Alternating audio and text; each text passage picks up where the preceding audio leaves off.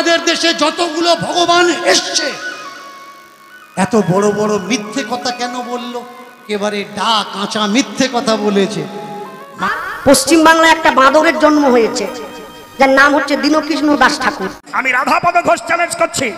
ও তো বলে হ্যাঁ যে বসতে বলুন, আমি বসতে চাই। আমি চ্যালেঞ্জ করছি, আপনি আমতলা কিংবা আমাদের নেপালগঞ্জ কলকাতায় ওকে একদিন বসতে বলুন, আমরা এসে বসবো। আমার একটা কথার জবাব যদি দিতে পারে, একটা প্রশ্নের উত্তর যদিও দিতে পারে, আমি সারা জীবন দলে করতাল বাজিয়ে খবর চ্যালেঞ্জ থাকলো। ওকে ডাকুন।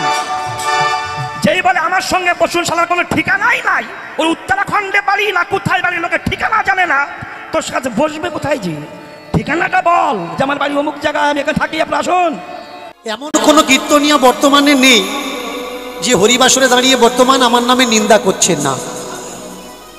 আমি নাম ধরে বলছি রাধাপদ ঘোষ উইথ ক্যামেরায়। তোমার ক্ষমতা থাকলে তুমি কিছু করে নিও।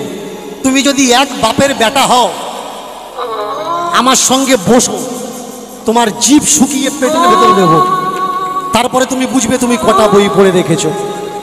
আর একটা নাম বলছি, কোন একটা ময়রা, সে নাকি আমার নামে নিন্দা করছে। আমি এদেরকে বলি তোরা পিছনে নিন্দা করছিস কেন? আমার সামনে বস, আমাকে বল কোন জায়গায় আমি অন্যায় করছি। Meet to you any place, choice your, any place, any day, any time. বসো না, আমার সঙ্গে কথা বলো, কথা বলছো না কেন? ব্রাহ্মণদের যে কুসংস্কার বাঁচানোর জন্য, হিন্দু সমাজকে বাঁচানোর জন্য একমাত্র দরকার আছে দীনকৃষ্ণ ঠাকুরকে। নমস্কার, আমি নয়ন, আপনারা দেখছেন দ্য লং প্রসেস। সত্যের সন্ধানী দীনকৃষ্ণ ঠাকুর, এই নামটি শুনলে কিছু মানুষের বুকে এত জ্বালা করে যে তারা রাত্রে ঘুমাতে পারে না। কিছু মানুষ তো এমন মহিম চালিয়েছিল যে তারা বলেছিল এই দীনকৃষ্ণ ঠাকুরকে কোনো মঞ্চ যাতে না দেওয়া হয়। কিন্তু কে জানতো যে এই সমস্ত যারা কুসংস্কারে নিজেই আচ্ছন্ন, তাদের কথা সমাজ মেনে নেবে না।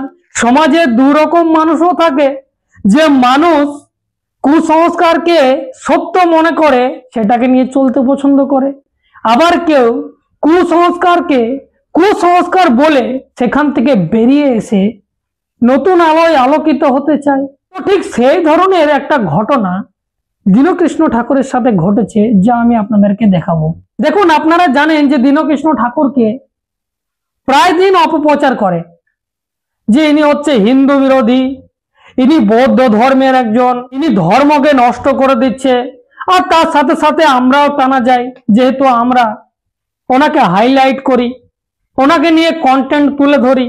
তো বিষয় হচ্ছে এরা কারা?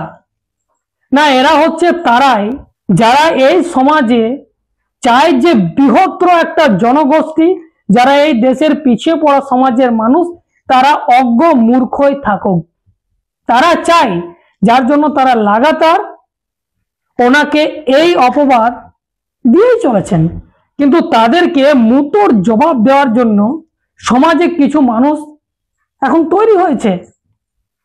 তারা প্রকাশ্যে এসে দীনকৃষ্ণ ঠাকুরের সমর্থনে কি বলছে আপনাদেরকে শোনাবো।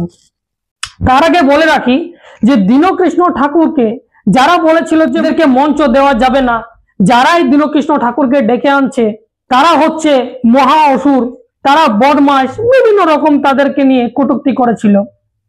কিন্তু জানেন আসল কথা কি? দীনকৃষ্ণ ঠাকুরের কীর্তন মানে জনসমুদ্র ছাড়া আর কিছু নয়। কিছু মানুষ বলে যে দীনকৃষ্ণ ঠাকুর উত্তর 24 পরগনা ছাড়া আর কোথায় কীর্তন পায়।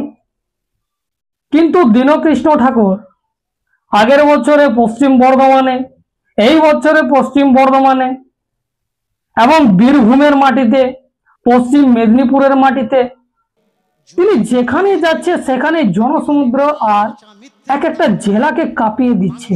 ঠিক সেই রকম পশ্চিম মেদিনীপুরের গড়বেতা বলে একটা জায়গা রয়েছে, সেখানে তিনি কীর্তন করতে যান দুর্গাপুজোর সময়। সেখানে এই দৃশ্যটা দেখুন, সেখানে প্রায় 10,000-এরও বেশি লোক জমায়েত হয়েছিলেন। কিসের জন্য? শুধুমাত্র তারা কুসংস্কার অন্ধবিশ্বাস থেকে বেরিয়ে আসার জন্য তারা লাগাতার দীনকৃষ্ণ ঠাকুরের কীর্তন শোনার জন্য ভিড় করছিলেন। সেখানের গ্রামবাসীরা কি বলেছে ঠিক দীনকৃষ্ণ ঠাকুরকে নিয়ে আমি আপনাদেরকে শোনাতে চাইবো, আপনারা শুনুন। এটা মালবান্দি গ্রাম, গড়বেতা, জান্দা প্লাস মালবাড়ি দুটো গ্রাম মিলিয়ে সি মেদিনীপুর, গড়বেতা 1 ব্লক, জান্দা মালবান্দি সার্বজনীন দুর্গোৎসব পুজো কমিটির আজকের প্রোগ্রাম ছিল একটা মহানবমীর মহা প্রোগ্রাম, যেটা হচ্ছে দীনকৃষ্ণ ঠাকুর মহাশয়কে দিয়ে আজকের কীর্তনের প্রোগ্রাম ছিল। আমরা খুব হ্যাপি, কমিটির মানুষ আমরা খুব হ্যাপি আমরা, এবং যে সমস্ত মানুষজন যারা আমাদের গ্রাম থেকেও দূর দূরান্ত গ্রাম থেকে অনেক মানুষ এসে খুব হ্যাপি হয়েছে। দীনকৃষ্ণ ঠাকুরের এই যে কীর্তন আজকের প্রজন্মের কাছে হার্টথ্রব। কারণ কি? কারণ আজকের প্রজন্মে যেটা যদি আমরা মানে ভাবি যে আগামী দিনে ছিল কে যে হচ্ছে এই সমাজ পরিবর্তনের জন্য ছিল কে বিদ্যাসাগর, রামমোহন রায়, আর আজকের দিনে দাঁড়িয়ে দেখছি আমরা পেয়েছি একজনকে, সেটা হচ্ছে দীনকৃষ্ণ ঠাকুরকে। আচ্ছা, আমাদের প্রশ্ন ছিল যে বলুন। দেখা যায় যে দীনকৃষ্ণ ঠাকুরের একজন বিতর্কিত নাম, বিতর্কিত নামের পরেও আপনারা ওনাকে কেন আসলে আমন্ত্রণ করেছেন? আপনাদের ভেতরে কি এমন প্রশ্ন লেগেছে যে ওনাকে আপনাদের এখানে নিয়ে আসেন? এই জন্যই করেছি, সমাজ পরিবর্তন দরকার আছে। সমাজে সংস্কার এবং কুসংস্কার দুটো না চলে না, কিন্তু কুসংস্কারে সারা মানে সময়টা ভরে গেছে, আপনারা উপলব্ধি করছেন যে সমাজে এখনো কুসংস্কার আছে আছে এবং অন্ধকারচ্ছন্ন কুসংস্কার, যেটা থেকে আমরা বেরিয়ে আসতে পারছি না। সমস্ত মানুষরা বোঝেনি বা বোঝানোর জন্য আমরা দীনকৃষ্ণ ঠাকুরকে নিয়ে এসেছি। এমন কিছু মানুষ আছে সমাজে, তারা বুঝে উঠতে পারে না। আমরা যেটা বুঝছি সেটা বোঝার জন্য আমরা দীনকৃষ্ণ ঠাকুরকে আমাদের এই সমাজে নিয়ে আসছি, বা ওকে উৎকৃষ্ট করার জন্য আমরা একটু সহযোগিতা করার জন্য আমরা একটু কাম্য।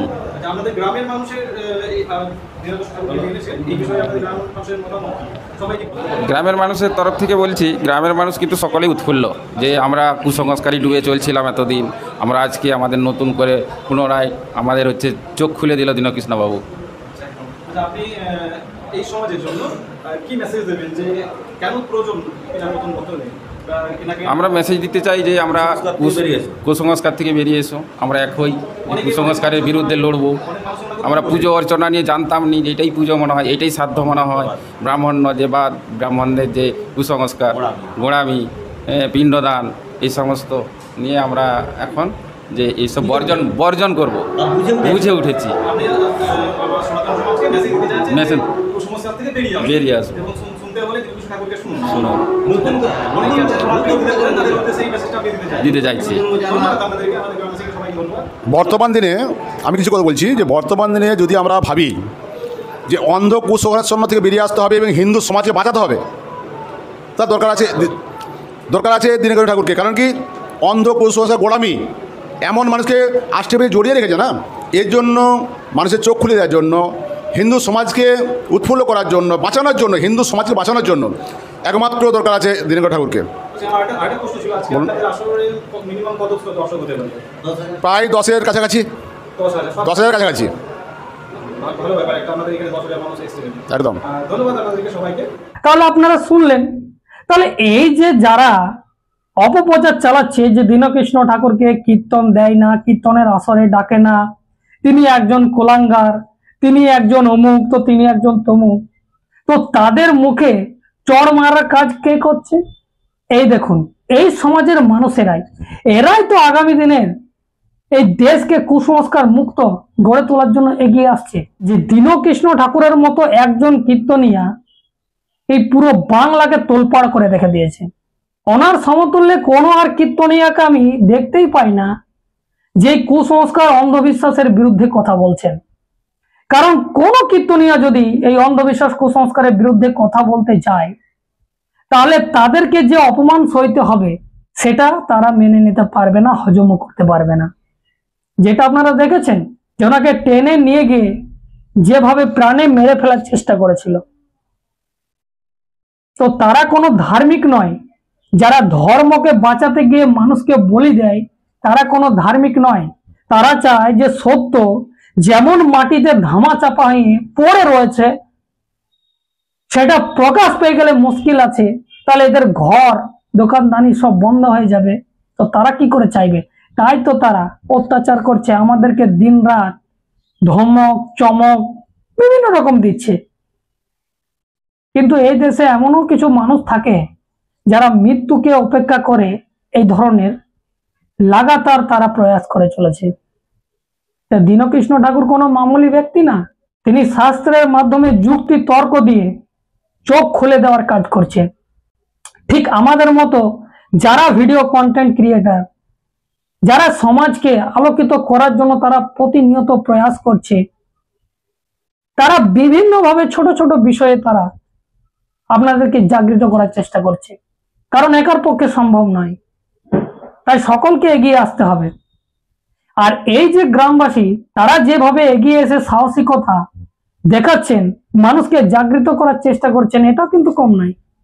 এটা একটা এই সমস্ত মানুষগুলোকে সত্যি একটা গর্বের বিষয় যে তারা চাইছে যে কুসংস্কার মুক্ত ভারত হোক, এই সমাজ হোক, এই ধর্ম হোক।